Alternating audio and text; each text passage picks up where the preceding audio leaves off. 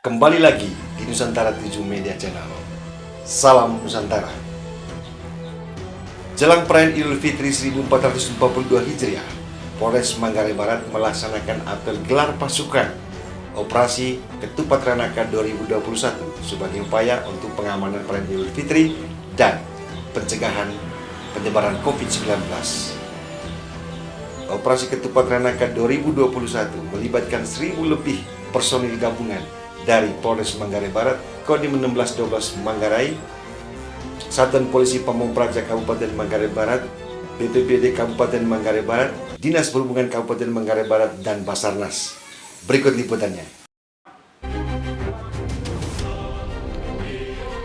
Dalam rangka pengamanan perayaan Hari Raya Idul Fitri 1442 Hijriah, Polres Manggarai Barat melaksanakan apel gelar pasukan Operasi Ketupat Ranaka 2021 yang merupakan gabungan dari berbagai unsur di wilayah Kabupaten Manggarai Barat seperti Polres Manggarai Barat, Kodim 1612 Manggarai, Pemerintah Kabupaten Manggarai Barat, yakni Satuan Polisi Pamung Praja, BPBD Manggarai Barat, Basarnas, serta unsur-unsur Kamtibmas lainnya. Apel gelar pasukan Operasi Ranaka 2021 yang dilaksanakan di lapangan apel Mapolres Manggarai Barat, Rabu 5 Mei 2021 pukul 16 waktu Indonesia Tengah, dipimpin Bupati Manggarai Barat, Edistasius Endi SE, sebagai bentuk pengecekan terakhir kesiapan pelaksanaan Operasi Ketupat Ranaka 2021 dalam rangka pengamanan perayaan Hari Raya Idul Fitri 1442 Hijriah, baik pada aspek personil maupun sarana prasarana, serta keterlibatan unsur terkait TNI Polri, pemerintah daerah, dan mitra Kamtibmas, terutama upaya pencegahan penularan COVID-19 dengan melarang kegiatan mudik. Bupati Manggarai Barat, Edistasius Endi, usai memimpin apel gelar pasukan Operasi Ketupat Ranaka 2021 kepada awak media mengatakan, tugas Kamtibmas merupakan tanggung jawab semua elemen masyarakat, terutama menjelang perayaan Idul Fitri 1442 Hijriah, dengan tetap mematuhi protokol kesehatan agar dapat mencegah penularan COVID-19 yang akhir-akhir ini mengalami peningkatan.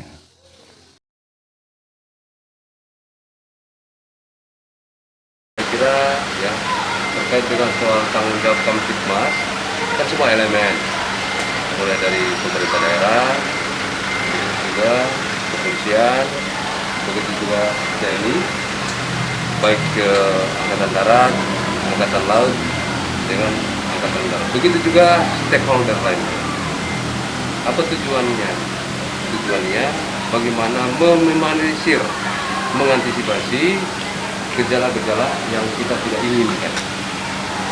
Apalagi penyelenggaraan Hari Raya ini sedang dilanda COVID-19, tentu harus dipersiapkan jauh-jauh hari sehingga tidak dengan merayakan berlebihan, tidak dengan mematuhi protokol kesehatan, akhirnya menimbulkan klaster baru. Kalau menimbulkan klaster baru, itu sama dengan memberi beban baru kepada negara, kepada pemerintah, bagaimana ya, ini bisa cepat berlalu.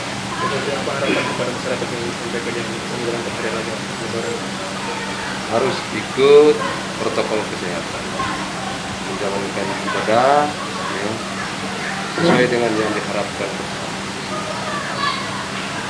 merayakan berpesta yang berlebihan ya, dengan menjalankan mematuhi protokol kesehatan, toh tidak mengurangi nilai dari merayakan itu pesta. Jika masih ditemukan warga Manggarai Barat yang melakukan mudik di tengah pelarangan, seperti apa, Bapak? Kita akan memberikan tindakan yang tegas.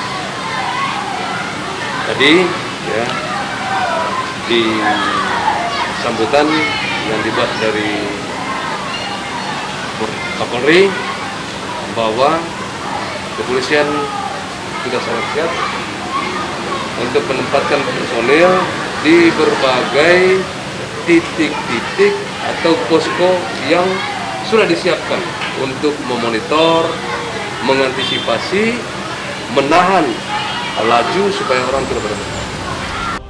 Sementara itu, Kapolres Manggarai Barat AKBP Bambang Hari Wibowo SIK MSI menjelaskan operasi Ketupat Ranaka 2021 melibatkan 1.000 lebih personil gabungan TNI Polri, Polisi Pamong Praja Kabupaten Manggarai Barat, BPBD, Dinas Perhubungan Kabupaten Manggarai Barat, dan personil Basarnas.